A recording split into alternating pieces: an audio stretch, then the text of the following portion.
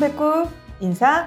안녕하세요. 안녕하세요. 위클리백 문희정입니다. 이학범입니다. 10월 16일에 관계부처 합동으로 반려동물 보험 제도 개선 방안이 발표됐습니다. 오늘 이 내용을 좀 소개해 드리려고 하는데요. 반려동물 보호자의 진료비 부담 완화를 위한 펫보험 활성화가 윤석열 정부의 국정과제였습니다. 네. 자, 원래 이름은 펫보험 활성화 대책이었어요. 네. 그런데 제가 앞서서 반려동물 보험 제도 개선 방안이라고 소개를 해드렸거든요. 이름이 바뀌었어요. 맞습니다. 작년에 이제 국정과제에 펫보험 활성화가 포함된 다음에요. 이제 9월달에 펫보험 활성화 TF가 구성이 됐습니다. 네. 정부, 농림수산식품부죠. 그리고 금융위원회, 금융감독원, 보험연구원, 보험개발원, 그리고 펫보험 업계가 TF에 참여를 했고요. 올해 3월 회의부터는 대한수의사회에도 참여를 했습니다. 근데 이분들이 논의를 하면서 펫보험 활성화 대책이라고 하니까 이게 대책만 발표되면 바로 펫보험이 활성화될 것만 같은 느낌을 줄 수가 있잖아요. 그렇죠. 이분들이 판단하기에는 그렇게는 안 된다. 오히려 중장기적인 계획을 세우고 그에 필요한 제도들을 바꾸는 게 더 중요하다. 이런 식으로 우리가 제언을 해야 된다라고 해서 제도 개선 방안이라고 이름을 바꿔서 발표한 것 같습니다. 성과를 확 내고 확 효과가 나타나야 될 것 같은 느낌적 느낌의 이름을 피해서 네.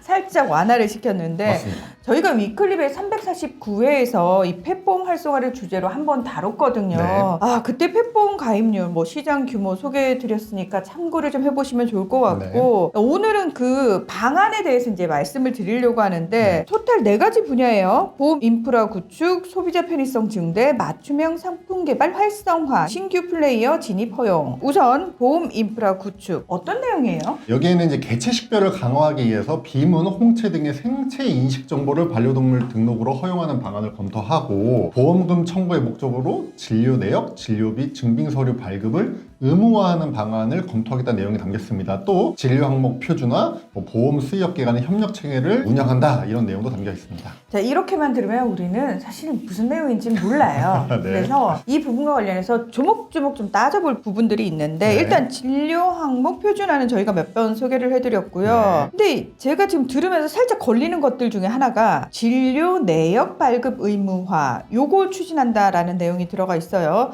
그런데 일단 펫보험이 활성화되어 있는 나라 중에 진료부 발급이 의무화되어 있는 나라는 없고요. 네. 자, 우리나라 같은 경우에는 또 다른 나라하고 차이점이 뭐냐면 동물 자가 진료가 굉장히 활성화되어 있는 나라예요. 별로 좋은 일 아니라고 저희가 계속 얘기를 했는데 게다가 수의사 처방제 예외 조항으로 누구나 쉽게 동물약을 좀 구입할 수 있지 않습니까? 네. 그렇기 때문에 만약에 자세한 진료 내역이 공개가 되면은 이거 비슷한 증상이 또 생겼을 때 병원 안 가고 내가 알아서 해도 되겠구나 라는 자가 진료를 조금 더 하게 만드는 거 아닐까 이런 걱정이 들거든요. 맞습니다. 부작용 발생 우려에 대한 경고가 여러 차례 있었죠. 저희도 지적을 했고 수의업계도 여러 번 지적을 했는데요. 네. 그대로 수정이 안 되고 방안에 담겼습니다. 사실은 근데 보험금 청구가 지금 목적이잖아요. 그렇죠. 근데 이게 목적이라면 사실 현행법으로도 충분히 가능해요. 이미 현행 수의사법에 진단서 발급은 의무화되어 있거든요. 요청시. 그 진단서와 진료 항목이 포함되어 있는 영수증 이것만으로도 보험금 청구하는 아무 문제가 없습니다. 그래서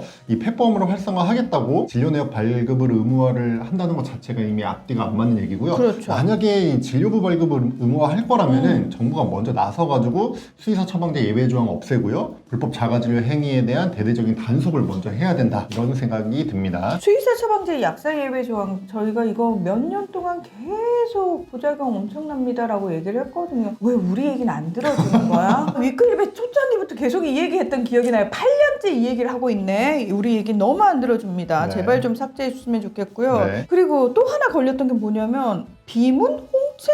이 반려동물 등록 허용하겠다. 이 부분이에요. 맞습니다. 지금 펫보험 관련해서 도덕적인 해이가 좀 나타나고 있어요. 이 동물에 이 보험을 가입한 게 아닌데 비슷한 동물을 데려가서 보험 청구를 한다던가 예를 들면요. 그래서 이런 도덕적 해이를 줄이기 위해서는 이 개체식별을 강화해야 되는 건 맞습니다. 네. 이 점엔 저도 동의를 하는데요. 근데 이 동물 등록 방법은 이 내장형 마이크로칩이 국제 표준이에요. 그래서 비문, 홍채 이런 걸로 동물 등록 방법을 이제 추가를 해서 많은 분들이 그걸로 동물 등록을 하게 된다면 반려동물을 데리고 해외 나갈 때 검역을 한다던가 반려동물도 수출을 하거든요. 이럴 때 굉장히 혼란이 생기고 다시 한번 마이크로칩으로 등록을 해야 되는 문제가 생깁니다. 그래서 개별 보험사에서 고객 환자들의 어떤 개체 식별을 위해서 비문, 홍채 이런 생체 인식 정보를 활용하는 것은 괜찮으나 그러니까 자기네들 자체적으로. 그렇죠. 근데 이걸 뭐 동물보호법 시행규칙을 개정해서 동물등록 방법에다가 이걸 추가하면 안 된다는 게 전문가들의 의견입니다. 아니 지금도 사실 동물등록제 관련해가 저희가 계속 얘기를 하면서 얘기했던 게 뭐냐면 외장형이 아직도 허용이 되기 때문에 네. 이게 문제가 많다. 그러니까. 사실 동물등록을 하는 이유 중에 하나가 유기유실동물 막기 위한 게 네. 굉장히 큰데 네. 가뜩이나 방법을 여러 개로 나눠 놓으니까 사람들이 손쉬운 방법으로 하는데 네. 폐보험 때문에 또 다른 방법을 또 추가하는 거예요. 왜 이러시는 거예요? 그러니까요. 네. 그냥 내장형으로 통일해버리면은 간단한 문제를 네. 아니 일을 왜 이렇게 어렵게 하지? 맞습니다. 그냥 일어나 해주세요. 네. 국제표준이라고 하니까 정말 좀 답답한 부분이 있습니다. 네. 자, 두 번째, 소비자 편의성을 증대하기 위해서 원스톱 서비스를 하겠다. 지금은요 동물병원이라든지 펫샵 등에서 간편하게 반려동물 보험에 가입하기 어렵습니다. 그리고 보험금을 또 청구할 때도 동물병원에서 하나하나 자료를 받아서 보험회사에 서면으로 제출을 네. 해야 되는데요. 이런 불편함을 좀 줄이겠다, 이런 취지죠. 네, 맞습니다. 이제 동물병원이나 펫샵 등을 간단 손해보험 대리점으로 지정을 해서 직접 이제 펫보험을 판매할 수 있게, 그리고 판매할 수 있는 상품을 확대하겠다는 내용이고요. 네. 소비자가 보험사로 관련 정보를 비대면으로 첨부할 수 있는 시스템을 만들겠다는 겁니다. 근데 이거는 이제 보험업계하고 수의업계하고 협의가 필요한 부분이죠. 네, 소비자의 편의성이 일단 높아질 것 같아요. 자, 세 번째가 맞춤형 상품 개발 활성화인데요. 지금은 11개 보험회사가 펫보험을 판매 중인데, 이게 참 11개 보험회사가 판매 중이라고는 해도 그냥 개체별 특성 고려 안 하고요.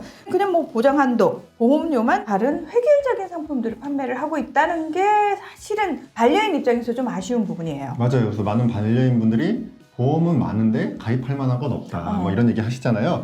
그래서 반려동물의 어떤 연령, 종, 질병 특성 등을 고려해서 펫보험의 보장 범위하고 보험료를 되게 다양하게 하겠다는 겁니다.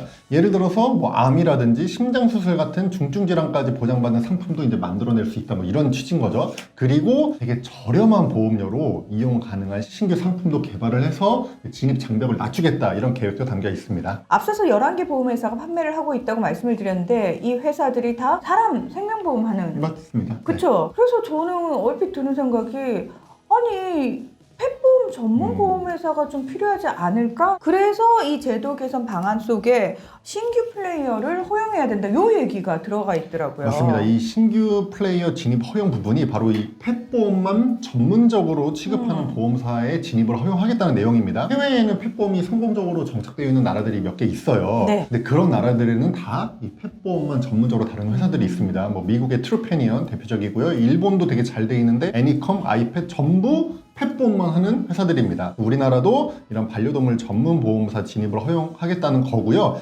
이미 이런 움직임들이 있습니다. 이런 것도 사실 펫보험에 가입할 정도의 어떤 사회적 수준이 된다라고 한다면 충분히 전문 펫보험 보험회사 생각해 볼 만하죠. 네. 정부가 사실 유독 이제 반려동물과 관련돼서 관심이 참 많은 것 같아요. 8월 말에 반려동물 영업관리 강화 방안이 발표가 됐고요. 네. 그리고 이번에 반려동물 보험 제도 개선 방안이 나왔습니다. 네. 자, 현재 동물 의료 개선 TF도 활동 중이라고 맞아요. 하는데요. 동물 의료 개선 종합 대책도 발표할 예정이다. 네. 얘기만 들으면 너무 좋아. 그런데 중요한 건요. 소문나는 채 먹을 거 없다고 막 다양하게 버려놨는데 정말 반려동물과 반려인들에게 필요한 얘기가 돼야 되는 거잖아요. 그래서 저희가 늘 말씀드리는 게 있어요. 제발 우리 어떤 거 했어요? 라는 성과주의에 미흡한 제도 만들지 마시고요. 그거 어차피 만들어 놔봤자 또 고쳐야 돼요. 또 문제가 생긴단 말이에요. 그래서 하나를 하더라도 좀 제대로 반려동물과 반려인이 정말 상생할 수 있는 그런 제도가 나왔으면 좋겠다라는 간절한 부탁의 말씀드리면서 오늘 위클립은 마무리하겠습니다. 함께해 주셔서 고맙습니다. 감사합니다.